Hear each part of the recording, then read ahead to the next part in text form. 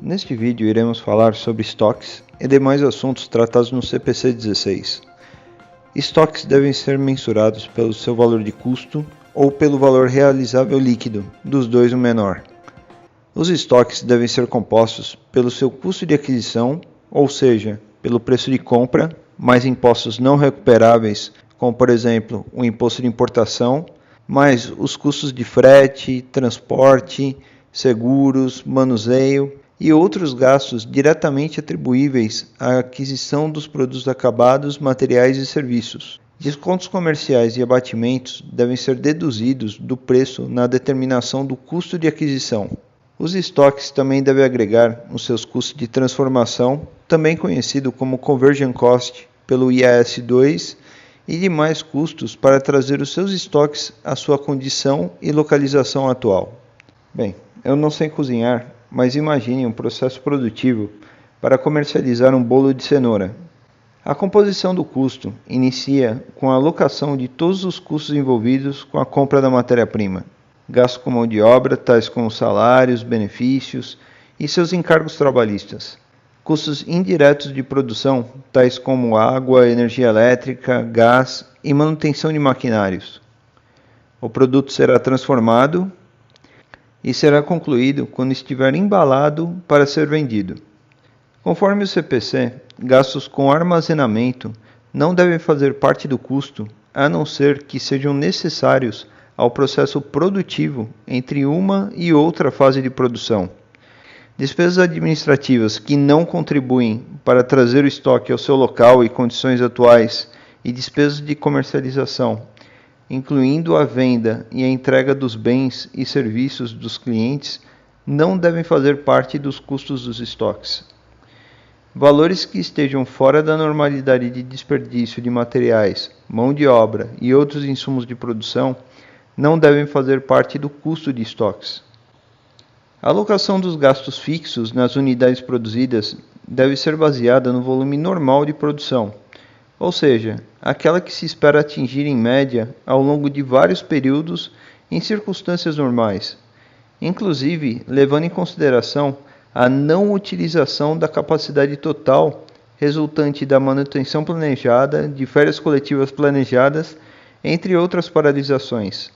Os custos fixos relativos à capacidade não utilizada em volume de produção inferior ao normal deve ser registrado como despesa do período em que são incorridos, não podendo ser alocados aos estoques.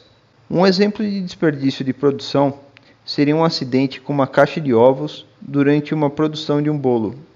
Vamos supor que seja utilizado em média 3 ovos para cada bolo, mas que devido ao acidente foi perdida uma caixa com 12 ovos. Se essa perda for considerada no custo do bolo, o seu bolo ficará com custo fora da normalidade. Essa perda deve ser considerada como despesa. Cabe ressaltar que se essa perda de ovos for normal no processo de produção, então esse gasto deveria ser alocado no custo de produção. O CPC 16 indica que os custos indiretos de produção fixos são aqueles que permanecem relativamente constantes, independente do volume de produção. Por exemplo, a depreciação do fogão será o mesmo independente de produzir um bolo ou se for produzir 1000 bolos. Os custos indiretos de produção variáveis são aqueles que variam diretamente ou quase diretamente com o volume de produção. Por exemplo, os gastos com água, que irão variar conforme o processo produtivo. Se você for produzir um bolo, o consumo de água vai ser diferente se você produzir 1000 bolos. Os custos de transformação, que não forem separadamente identificáveis, devem ser rateados entre os produtos em uma base racional e consistente, normalmente conforme o valor relativo de receita de venda de cada produto. Por exemplo, o custo com a mão de obra do cozinheiro seria rateado entre os bolos de cenoura e bolo prestígio. O critério de rateio pode ser utilizado com base na própria receita de venda entre os dois bolos ou no apontamento de horas gastas na produção de um bolo de cenoura e num bolo prestígio. Eu não sei cozinhar, mas talvez exista um número diferente de horas para você fazer um bolo e o outro. Quando há geração de subprodutos de custo irrelevante, eles podem ser mensurados pelo valor realizável líquido, e esse valor deve ser deduzido do custo do produto principal. Para exemplificar, estou utilizando os restos das cascas de ovos e sobras de cenouras, entre outros produtos, como se isso fosse ser feito um adubo, que é um subproduto que seria vendido pela empresa. Quando um estoque está danificado, obsoleto, possui redução no preço de venda ou incremento no custo estimado de acabamento, estes são indícios de que os estoques devem ser avaliados pelo valor realizável líquido. Por exemplo, um bolo chegando próximo à sua data de vencimento possui um valor menor de realização do que um bolo recém-preparado.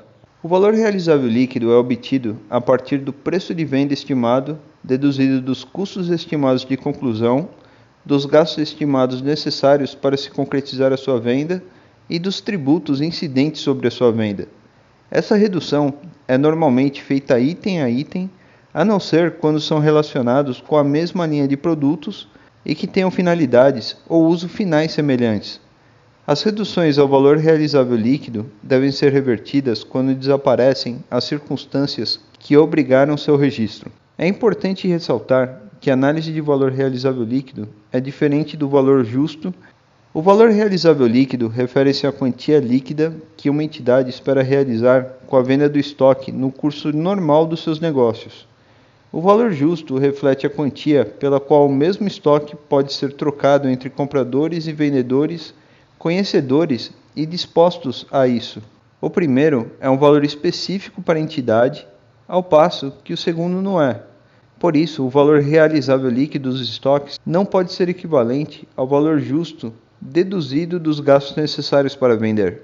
O custo padrão pode ser utilizado para avaliação de estoques desde que seja estabelecido com base em níveis normais de eficiência e de volume de produção, seja revisado periodicamente ou quando houver mudanças das condições de produção, e desde que seus valores reflitam aproximadamente o custo real.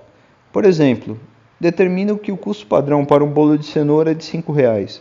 Esse custo poderá ser utilizado se a produção atender históricos constantes de eficiência. Esse custo deverá ser revisado periodicamente e deverá ser aproximado do custo real. O método de varejo é muitas vezes usado no setor de varejo para mensurar estoques de grande quantidade de itens que mudam rapidamente. Itens que têm margens semelhantes e para os quais não é praticável usar outros métodos de custeio. O custo dos estoques deve ser determinado pela redução do seu preço de venda na percentagem apropriada da margem bruta. Conforme o CPC 16, quando da existência de bens não intercambiáveis, o seu custo específico precisa ser utilizado. No caso de bens intercambiáveis, deve-se usar o custo médio ponderado ou o PEPS, que é o primeiro que entra e o primeiro que sai. É vedada a utilização do WEPS, que seria o último que entra e o primeiro que sai. O mesmo critério precisa ser usado consistentemente para a valoração dos estoques que tenham natureza e uso semelhante. A entidade geralmente compra estoques como uma condição para pagamento a prazo. A negociação pode efetivamente conter um elemento de financiamento. Para exemplificar isso, estou considerando o preço do leite por R$ 1,00. E se houver elementos do financiamento, como demonstrado nesse exemplo em anexo, a diferença deveria ser considerada como despesa de juros durante o período de financiamento. Veja a diferença dos preços entre 30 e 60 dias. A diferença para o seu preço à vista deveria ser alocado pelo período de financiamento. Espero que esse vídeo tenha ajudado na compreensão desse tema e agradeço se puder curtir o vídeo. Você não paga nada e irá ajudar na divulgação do canal.